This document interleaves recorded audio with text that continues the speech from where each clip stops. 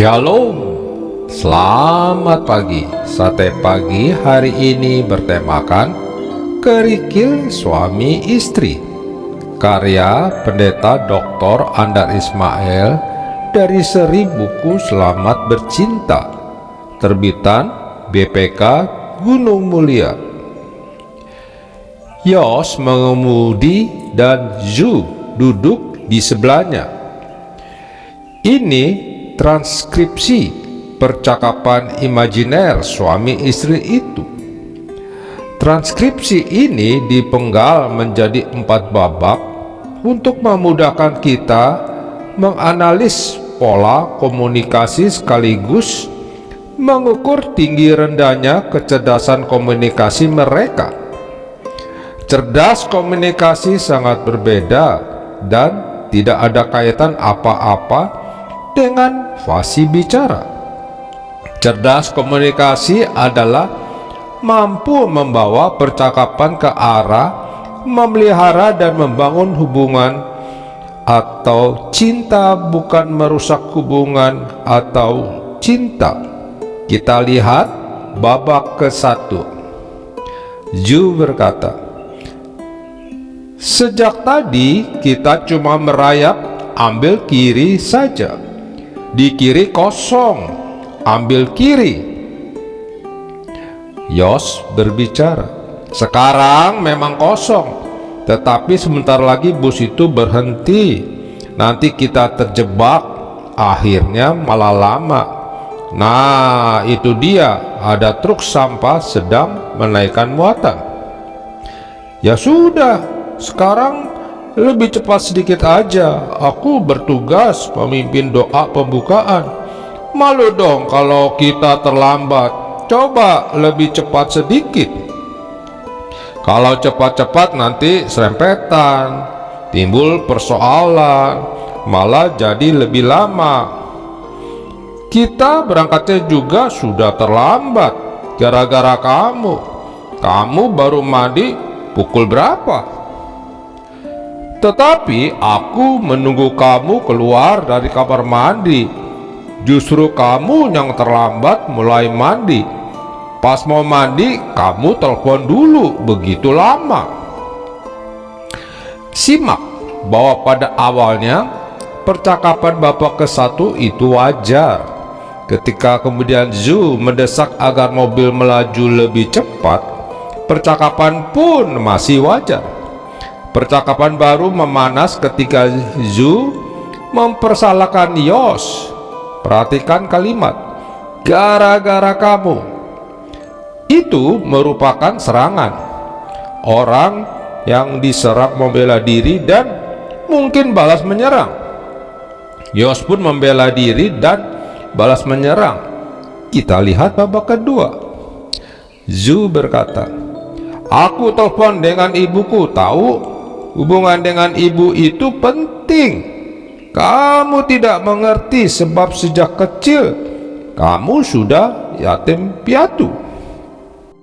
Perhatikan bahwa sebetulnya Yos sama sekali tidak menyebut ibu.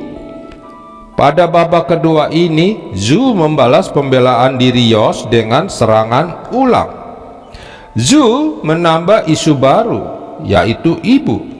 Namun yang lebih parah adalah isu lain, yaitu tentang Yos sebagai yatim piatu. Yos merasa terhina. Ia menarik napas panjang, menahan kemarahan tanpa berkata apa-apa. Kita lihat babak ketiga. Zhu berkata, "Untung tidak hujan. Kalau hujan pasti lebih merayap. Sekarang lebih cepat sedikitlah, nanti lahan parkir gereja penuh." "Sudah, jangan mengatur melulu. Aku jadi jengkel. Aku harus mengemudi dengan hati-hati." "Oh, aku lupa kamu ini orang yang super hati-hati." Kalimat Zhu tentang tidak hujan merupakan sumbangsi yang bisa menentukan suasana. Akan tetapi kalimat yang menyuruh melaju lebih cepat bisa berdampak sebaliknya. Untunglah Yos mampu mengendalikan perasaan. Perhatikan kalimat Zu selanjutnya. Oh, aku lupa kamu ini orang yang super hati-hati. Meskipun terucap sebagai pujian, itu jelas suatu ejekan. Bagaimana kita menilai pola komunikasi Yos dan Zu? Pola komunikasi dibedakan atas pola yang negatif dan positif. Pola komunikasi yang negatif tampak dari sikap, ucapan, dan perbuatan yang bersifat menghina, menekan, menjelekkan, mempersalahkan, mengejek, menuduh, memanaskan, menghasut, menyudutkan, menyingkirkan, mengancam, memasabodokan, melecehkan, dan lainnya.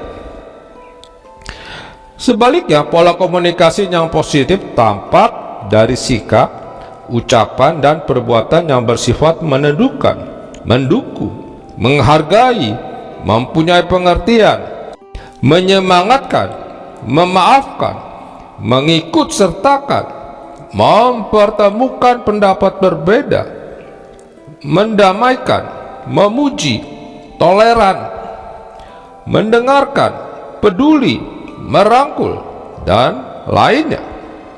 Pola percakapan antara Yos dan Zu menunjukkan tanda-tanda negatif. Di situ tampak ucapan mempersalahkan, ejekan, dan terutama pelecehan terhadap harkat martabat yatim piatu.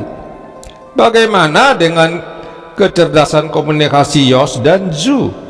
Tampak bahwa tingkat kecerdasan komunikasi Zu rendah. Ia bukan memelihara apalagi membangun cinta dengan Yos. Sebaliknya, ia malah merusak. Ia bukan menarik Yos supaya menjadi lebih dekat, melainkan menghalau Yos menjadi jauh. Kecerdasan komunikasi erat kaitannya dengan kecerdasan emosional. Baik cerdas komunikasi maupun cerdas emosional tidak identik dengan cerdas intelijensi. Bisa saja orang petani buta huruf cerdas emosi dan cerdas komunikasi, padahal seorang dosen tumpul emosi dan tumpul komunikasi. Cerdas komunikasi diperlukan dalam tiap hubungan, misalnya hubungan kerja, hubungan organisasi, hubungan teman, apalagi hubungan suami istri. Itu bukan berarti bahwa suami istri tidak boleh bertengkar. Adalah wajar bila istri memarahi suami, atau sebaliknya. Menegur dan memarahi adalah bagian yang sehat dari komunikasi. Yang tidak sehat adalah bila dalam kemarahan itu saling menyakiti hati. Misalnya dengan ucapan, "Apa kamu buta huruf? Tidak bisa baca petunjuk ini?" Atau, "Kalau kamu tidak suka masakanku, kamu kawin saja dengan ibumu." Pertengkaran yang terjadi antara suami istri adalah ibarat kerikil-kerikil kecil yang masuk ke dalam sepatu. Kerikil itu kecil, namun jika kita terus berjalan, maka makin lama kita makin merasa sakit. Oleh sebab itu, kita menyampaikan diri untuk berhenti dan membuang kerikil itu. Seperti membuang kerikil itulah maksud penulis yang menjadi penerus Paulus. Tulisnya, "Apabila kamu menjadi marah, janganlah kamu berbuat dosa. Janganlah matahari terbenam sebelum padam kemarahanmu. Segala kepahitan, kegeraman, kemarahan, pertikaian, dan fitnah hendaklah dibuang." Pertengkaran Yos dan Zu tadi adalah kerikil yang kecil, namun menyakiti.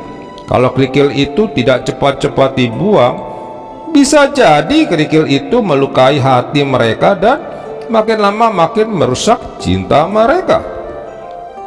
Yos dan Zu perlu membuang kerikil itu.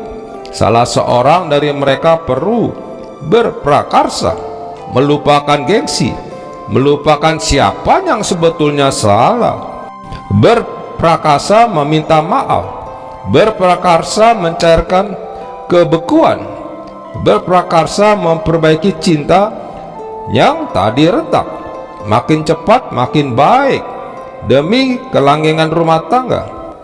Ternyata Su yang tadi kita nilai rendah tingkat kecerdasan komunikasinya tiba-tiba bisa menjadi cerdas. Apa yang terjadi? Setibanya di gereja, Yos dan Zu masing tegang akibat pertengkaran tadi. Keduanya turun dari mobil dan berjalan ke pintu gerbang dengan perasaan jengkel. Lalu di tangga, tiba-tiba Su memegang tangan Yos erat-erat sambil bersandar manja pada Yos. Ini babak keempat dari transkripsi. Amin. Mari kita berdoa. Bapa Surgawi, pada pagi hari ini kami bersyukur mendengarkan renungan Sate Pagi. Biarlah kami dapat belajar berkomunikasi antara suami atau istri sehingga hubungan kami menjadi erat bersama Tuhan. Amin.